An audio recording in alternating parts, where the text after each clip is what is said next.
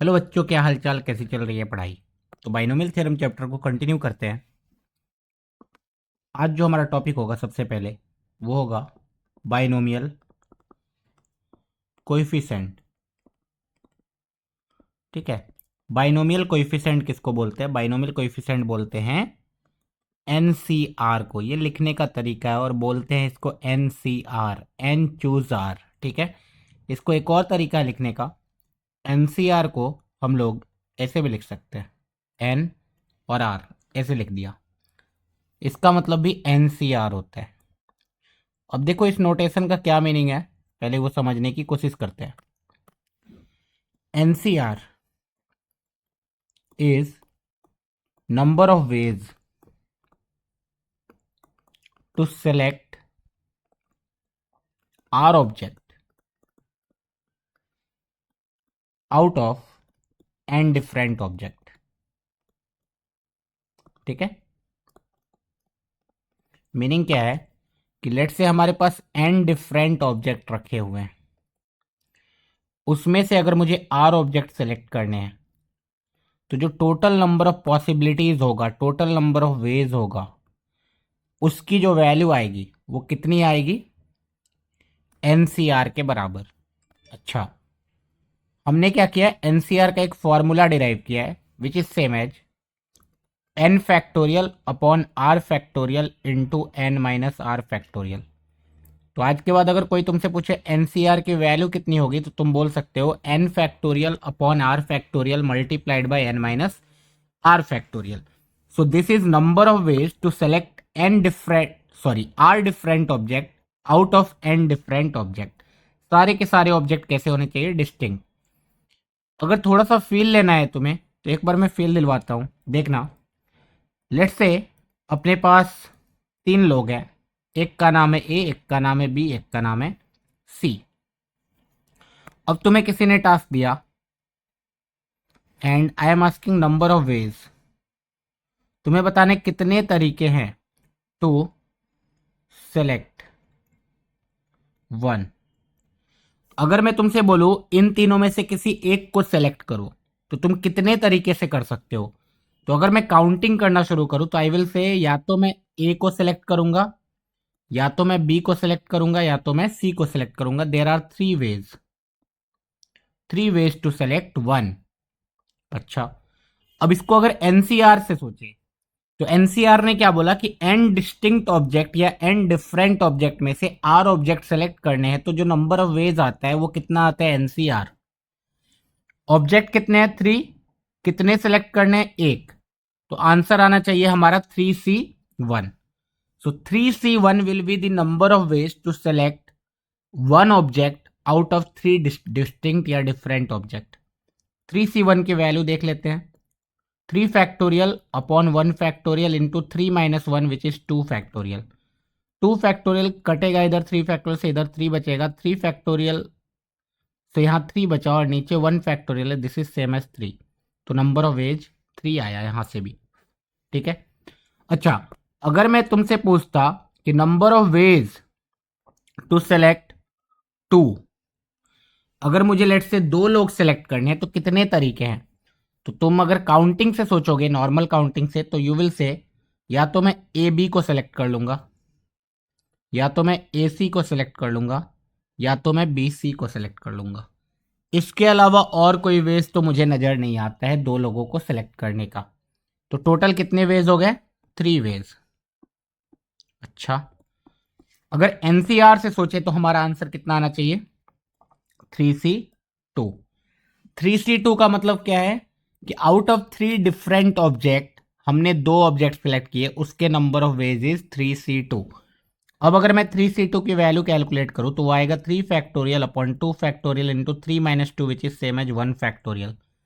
2 factorial से फिर से इधर कटेगा, ये 3 बचेगा, तो आंसर फिर से 3 आ गया। Okay, next. अगर मैं तुमसे पूछूं number of ways to select 3 object या 3 पर्सन, 3 लोग सेलेक्ट करने हैं। अब तुम बोलोगे यार मेरे पास टोटल 3 लोग हैं ए बी सी, उसमें से तीनों को सेलेक्ट करूंगा तभी हो पाएगा, 3 लोग सेलेक्ट कर पाऊंगा। कितने नंबर ऑफ वेज है? यू विल से 1 वे। एक ही तरीका है भैया, एक ही तरीका है 3 लोगों को सेलेक्ट करने का। अगर एनसीआर के थ्रू चलेंगे तो आंसर कितना आएगा, 3C3। 3C3 की जो वैल्यू होती है वो होती है 3 factorial upon 3 factorial into 3 minus 3 which is 0 factorial. तो ये आंसर कितना आ रहा है, 1। तो आई होप तुम्हें समझ में आया होगा एनसीआर का मीनिंग क्या है। NCr is basically number of ways to select are object out of N different object. और एनसीआर का फॉर्मूला जो हमारे इस चैप्टर में काम आने वाला है वो क्या है, वो सिर्फ और सिर्फ ये है कि NCR is equal to N factorial upon are factorial into N minus are factorial. हमारे पास बस ये वैल्यू याद रखना है हमें, ठीक है, हमें बस ये वैल्यू याद रखना है हमें ना। और कुछ अभी नंबर ऑफ वेज ये सब हम कहाँ पढ़ेंगे, परमुटेशन एंड कॉम्बिनेशन चैप्टर में। अभी बस हमें एनसीआर क्या होता है ये डिफाइन कर लिया और उसकी वैल्यू कितनी होती है वो याद रख लिया। ओके, अब इसके बेसिस पे सोचो, एनसी जीरो अगर मैं तुम्हें बोलूं तो एनसी जीरो की वैल्यू कितनी आएगी। या फिर चलो इससे पहले एक और लाइन लिख लेते हैं कि NCR is defined only if. NCR कब डिफाइन होगा, सिर्फ और सिर्फ तभी डिफाइन होगा, तुम्हें सोचो कि एनसीआर का मीनिंग क्या है, एन डिफरेंट ऑब्जेक्ट में से आर ऑब्जेक्ट सेलेक्ट करने का तरीका। तो इसका मतलब कम से कम एक ऑब्जेक्ट होना चाहिए ना, एक ऑब्जेक्ट तो कम से कम होना चाहिए। Okay, and number of object की वैल्यू हमेशा जितने सेलेक्ट करेंगे उससे ज्यादा या उसके बराबर होनी चाहिए। मतलब 3 ऑब्जेक्ट है तो ज्यादा से ज्यादा हम 3 ही सेलेक्ट कर सकते हैं और कम से कम 0 सेलेक्ट कर सकते हैं, राइट।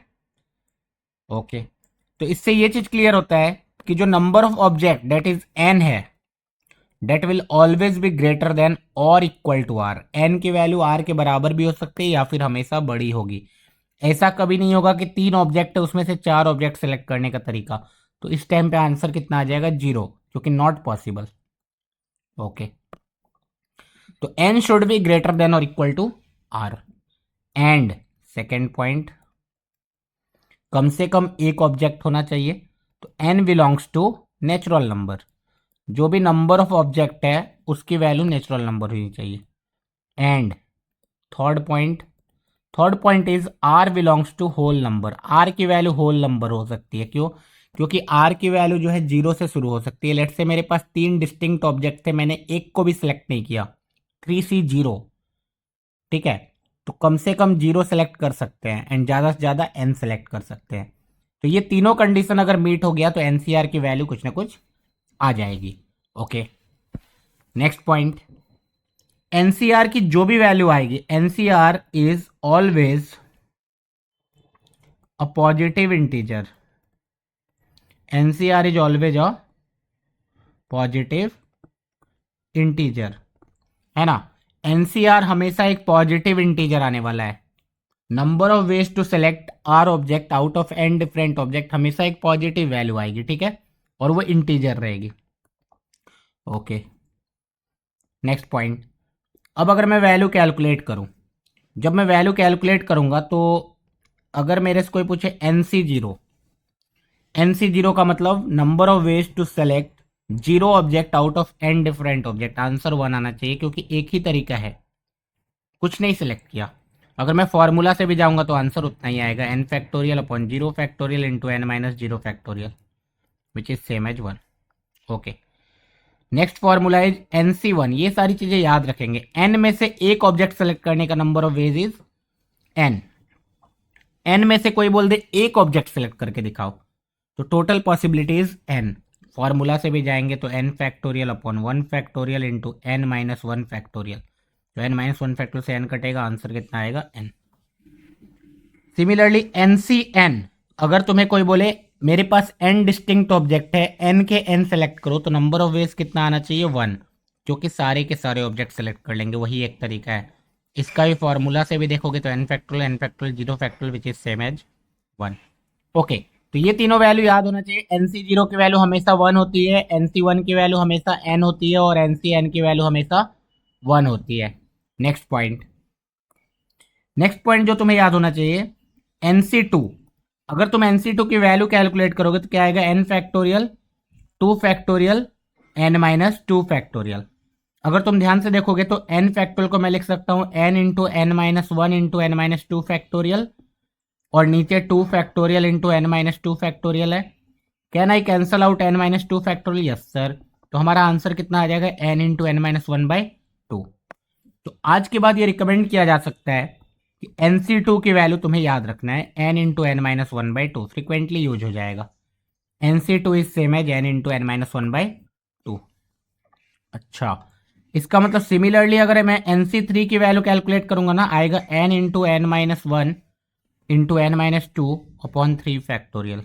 अच्छा, अगर मैं NC4 की वैल्यू कैलकुलेट करूंगा तो आएगा n into n-1 into n-2 into n-3 upon 4 factorial. अच्छा, तो NC5 कैलकुलेट करेंगे तो ऐसे ही चलता जाएगा, n into n-1 into n-2 into n-3 into n-4 upon 5 factorial, है ना, एंड सो ऑन, इस तरीके से चलता जाएगा। तो तुम्हें याद क्या रखना है भाई, तुम्हें तो रिकमेंड किया जा सकता है ये, जिसको भी मैंने बॉक्स में पैक किया ना उसको तो तुम्हें याद रखना ही रखना है। Okay sir. तो एनसीआर के बारे में बहुत सारी चीज़ें हमने सीख ली कि एनसीआर क्या होता है, किस तरीके से डिफाइन होगा, उसके बाद NC0 की वैल्यू कितनी होगी, NC1 की वैल्यू कितनी होगी, NCN की वैल्यू कितनी होगी, NC2 की वैल्यू कितनी होगी, ये सब। एक और चीज़ सोचना कि अगर मैं तुम्हें बोलूं कि let's say we have 15 players, ठीक है, टोटल अपने पास 15 प्लेयर्स है, सेलेक्ट अ टीम ऑफ 11। अगर 11 लोगों की टीम बनाना है तुम्हें, ठीक है, तो नंबर ऑफ वेज कितना होगा, नंबर ऑफ वेज। मैं तुमसे पूछूं 11 लोगों का टीम बनाना है तो नंबर ऑफ वेज कितना होने वाला है, तो तुम बोलोगे यार आंसर विल बी 15C11। 15 में से टोटल 11 सेलेक्ट करने का नंबर ऑफ वेज आने वाला है 15C11। दैट इज, मैं क्या करूंगा, प्लेयर 1 प्लेयर 2 प्लेयर 3 प्लेयर 15 तक लोग हैं और तुम जाके एक एक को सिलेक्ट करोगे। अच्छा, कोई उल्टा भी बोल सकता है कि यार मैं 11 को सिलेक्ट ना करके मैं 4 को रिजेक्ट कर दूं, रिजेक्ट 4, जो बच गया वो अपने आप टीम में आ जाएंगे। समझना बात को, मेरे पास टोटल 15 लोग थे। एक तरीका है कि 15 को जाके एक एक करके सिलेक्ट करो कि भाई तू आ जा, तू आ जा, तू आ जा, तू आ जा, है ना, 11 लोगों को जाके बोलना पड़ेगा। एक बंदे ने उल्टा सोचा, सोचा यार 15 का टीम बनाना है ना, सॉरी 11 का टीम बनाना है ना, तो 4 लोग जो खराब खेलते हैं उनको रिजेक्ट कर देते हैं कि तू हट जा, तू हट जा, तू हट जा। 4 लोगों को रिजेक्ट करना ज़्यादा आसान है मेरे पास। अच्छा, 4 लोगों को रिजेक्ट करने का नंबर ऑफ वेज कितना होगा, तो यू विल से 15C4। क्यों? क्योंकि 15C4 is number of ways to select 4 out of 15। अच्छा, तुम जिसको रिजेक्ट करोगे उसको भी तो तुम इनडायरेक्टली सेलेक्ट ही कर रहे हो ना, कि मैं इसको रिजेक्ट करूंगा। तो इसका मतलब 15C4 की वैल्यू एंड 15C11 की वैल्यू सेम ही आनी चाहिए। 15C4 की वैल्यू 15C11 के बराबर आनी चाहिए, एंड वो आता भी है। ठीक है, 15C4 की वैल्यू 15C11 के बराबर आता है। अगर तुम फॉर्मूला से देखोगे तो देख लो, 15C11 is 15 factorial 11 factorial 15 minus 11 4 factorial. 15C4 की value 15 factorial 4 factorial 15 minus 4 11 factorial, same ही आएगा, राइट। इससे हमें एक और फॉर्मूला पता चलता है जो बहुत ही इंपॉर्टेंट है और कहीं कहीं बहुत बार यूज हो जाएगा, डेट इज एनसीआर की value is same as NCN minus R। Number of ways to select R object out of N different object is same as number of ways to select N minus R object out of N different object. ठीक है, तो NCR की value हमेशा NCN minus R के बराबर आएगी। इसीलिए तुमने देखा होगा ऊपर 3C3 की वैल्यू और 3C0 की वैल्यू सेम ही आई थी, 3C1 की वैल्यू और 3C2 की वैल्यू सेम ही आई थी, दोनों, ये 3 था और ये 1 था। उसी तरीके से कोई बोलेगा 4C2 एंड कोई बोलेगा 4C1 एंड कोई बोलेगा 4C3, तो दोनों का आंसर सेम ही आएगा, 4C1 will be equal to 4C3। अच्छा, तो NCR is same as NCN minus R। Next point, next point अगर देखोगे, बोला किसी ने if n C x is equal to N C y. अगर लेट से तुम्हारे पास ऐसा इक्वेशन ही आ गया कि एन सी एक्स की वैल्यू एन सी वाई के बराबर है, दोनों का एन सेम है, देन तुम क्या क्लेम करोगे? देन यू विल से कि either x is equal to y और x plus y is equal to n, है कि नहीं? या तो x की वैल्यू y के बराबर होगी या फिर इन दोनों का सम n के बराबर होगा, that is y will be equal to n minus X, है कि नहीं? NCR is equal to N C N minus R. तो या तो x प्लस वाई एन के बराबर होगा या फिर x is equal to Y होगा।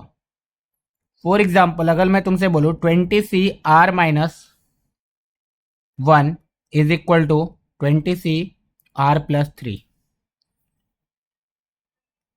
Then r is equal to what? अब देखो तुम बोलोगे यार दो पॉसिबिलिटी, या तो r minus one R plus three के बराबर हो जाए या फिर r minus one plus R plus three की वैल्यू 20 के बराबर हो जाए। तो सोचो r कट गया तो माइनस वन थ्री के बराबर नॉट पॉसिबल, यहां से r plus R plus two is equal to 20, तो r इज इक्वल टू 9, यहां से r 9 आ गया, सो इट इज पॉसिबल। तो इसका मतलब इसका आंसर कितना होगा? r is equal to 9। Okay, तो अगर एन सी एक्स एन सी वाई के बराबर हो गया तो या तो x की वैल्यू y के बराबर आएगी या फिर x प्लस वाई की वैल्यू n के बराबर आएगी। एक पॉइंट। नेक्स्ट पॉइंट, एनसीआर की वैल्यू हमेशा N C N minus R के बराबर। नेक्स्ट पॉइंट, एनसीआर कब डिफाइन होता है? फिर हमने देखा ये सब कुछ जो हमने सीखा ये एनसीआर के बारे में था, बाइनोमियल कोएफिशिएंट बोलते हैं एनसीआर को। क्या बोलते हैं? Binomial coefficient. एक और बात बताना चाहूंगा, अगर मैंने n की वैल्यू फिक्स कर दी, लेट्स से 4 सी आर, तो एन सी आर में अगर मैंने n की वैल्यू फिक्स कर दी तो number of binomial coefficient fix हो जाएंगे। मतलब possibilities are only 4c0, 4c1, 4c2, 4c3 and 4c4, right? अच्छा, मतलब अगर मैंने n की वैल्यू 5 फिक्स कर दी तो क्या पॉसिबिलिटीज है? सिर्फ 5c0, 5c1, 5c2, 5c3, 5c4। अच्छा, इसका मतलब जो भी वैल्यू n का होता है, number of binomial coefficient possible उस n के करस्पॉन्डिंग n प्लस वन होते हैं, है ना? एनसीआर, अगर मैंने एनसीआर डिफाइन किया, then number of binomial coefficient possible will be n plus one. और वो क्या क्या होंगे? यू विल से NC0, NC1, NC2 till NCn। Total n plus one binomial coefficient होंगे अगर मैंने n की वैल्यू फिक्स कर दी तो। ठीक है, तो ये था हमारा एनसीआर के बारे में सब कुछ। एनसीआर के बाद हम लोग शुरू करेंगे binomial theorem, which is x plus Y to the power n का एक्सपेंशन। उसके लिए हमें सीखना होगा पास्कल ट्रायंगल। पास्कल ट्रायंगल मस्त एक ट्रायंगल है, मस्त एक ऑब्जर्वेशन है, उसके बेसिस पे हमने बाइनोमियल थ्योरम को डिफाइन किया है। ठीक है, तो वो पढ़ेंगे हम लोग नेक्स्ट लेक्चर में। तब तक पढ़ते रहो, मचाते रहो। All the best.